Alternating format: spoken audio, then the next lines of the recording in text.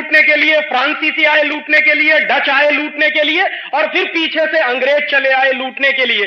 अंग्रेजों ने लूट का तरीका बदल दिया। ये अंग्रेजों से पहले जो लोग लूटने के लिए आए वो आर्मी लेके आए थे, बंदूक लेके आए थे, तलवार लेके आए थे और जबरदस्ती लूटते थे। अंग्रेजों ने क्या किया कि लूट का सिलसिला बदल दिया और उन्होंने अपनी कंपनी बनाई, उसका नाम ईस्ट इंडिया रखा। ईस्ट इंडिया कंपनी को लेकर सबसे पहले सूरत में आए, इसी गुजरात में।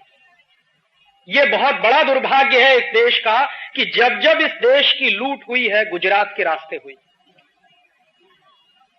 जितने लोग इस देश को लूटने के लिए आए बाहर से वो गुजरात के रास्ते घुसे इस देश में। इसको समझिए क्यों? क्योंकि गुजरात में संपत्ति बहुत थी और आज भी है। तो अंग्रेजों को लगा कि सबसे पहले लूटने के लिए चलो सूरत में। पूरे हिंदुस्तान में कहीं नहीं गए, सबसे पहले सूरत में आए और सूरत में आके ईस्ट इंडिया कंपनी के लिए कोठी बनानी है, ऐसा वहां के नवाब के सामने उन्होंने फरमान रखा। बेचारा नवाब सीधा साधा था, उसने अंग्रेजी ईस्ट इंडिया कंपनी को कोठी बनाने के लिए जमीन दे दी। कभी आप जाइए सूरत में, वो कोठी आज भी खड़ी हुई है, उसका नाम है कूपर विला। एक अंग्रेज था, उसका नाम था जेम्स कूपर। 6 अधिकारी आए थे सबसे पहले ईस्ट इंडिया कंपनी के, उनमें से एक अधिकारी था जेम्स कूपर। तो जेम्स कूपर ने अपने नाम पर उस कोठी का नाम रख दिया कूपर विला। वो ईस्ट इंडिया कंपनी की सबसे पहली कोठी बनी सूरत में।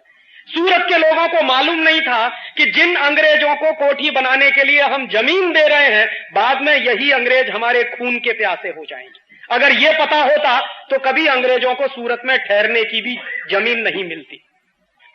अंग्रेजों ने फिर वही किया, उनका जो असली चरित्र था। पहले कोठी बनाई, व्यापार शुरू किया, धीरे धीरे पूरे सूरत शहर में उनका व्यापार फैला और सन 1612 में सूरत के नवाब की हत्या कराई। जिस नवाब से जमीन लिया कोठी बनाने के लिए, उसी नवाब की हत्या कराई अंग्रेजों ने। और 1612 में जब नवाब की हत्या करा दी उन्होंने, तो सूरत का पूरा बंदरगाह अंग्रेजों के कब्जे में चला गया। और अंग्रेजों ने जो काम सूरत में किया था 1612 में, वही काम कलकत्ता में किया, वही काम मद्रास में किया, वही काम दिल्ली में किया, वही काम आगरा में किया, वही काम लखनऊ में किया। माने जहां भी अंग्रेज जाते थे अपनी कोठी बनाने के लिए ईस्ट इंडिया कंपनी को लेके, उस हर शहर पर अंग्रेजों का कब्जा होता था और ईस्ट इंडिया कंपनी का झंडा फहराया जाता था।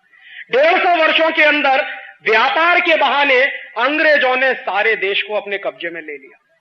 1750 तक आते आते सारा देश अंग्रेजी ईस्ट इंडिया कंपनी का गुलाम हो गया।